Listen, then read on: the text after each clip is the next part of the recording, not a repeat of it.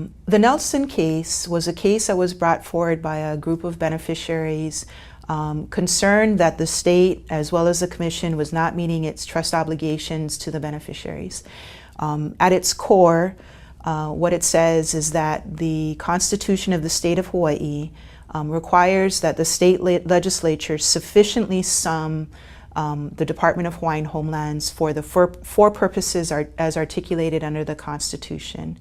The first purpose being the development of lots, the second purpose being the funding of loans, the third being the funding of rehabilitation projects to support our beneficiaries, and the fourth being the operations and administration of the department.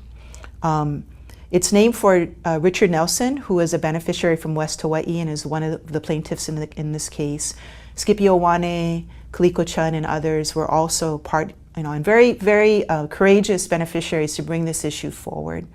The Supreme Court found that basically of the four purposes, the first three purposes, lot development, loans, rehabilitation projects, what is defined as sufficient sums is up to the legislature to define. It's what they call a political question, and the court could not give a definite definition as to what is sufficient. But in the case of the fourth purpose, operations and administration, the court found that it could be defined within a court of law. What is that? What is sufficient operations and administrative expenses?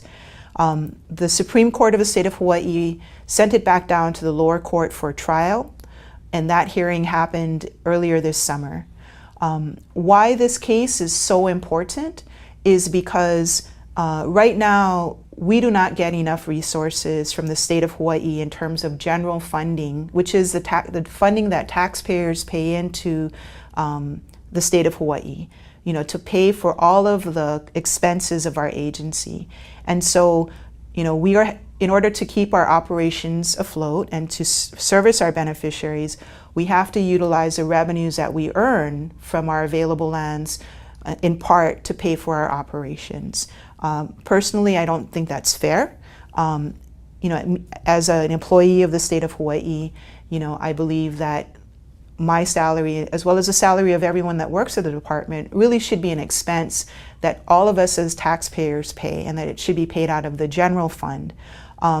If we could sufficiently fund our operations and administration, it would allow us to use all of the earnings off of our lands to pay for programs that directly benefit beneficiaries. It's a very critical case in terms of our operational expenses and how our resources that are trust resources, need to be spent, or where they need to be spent.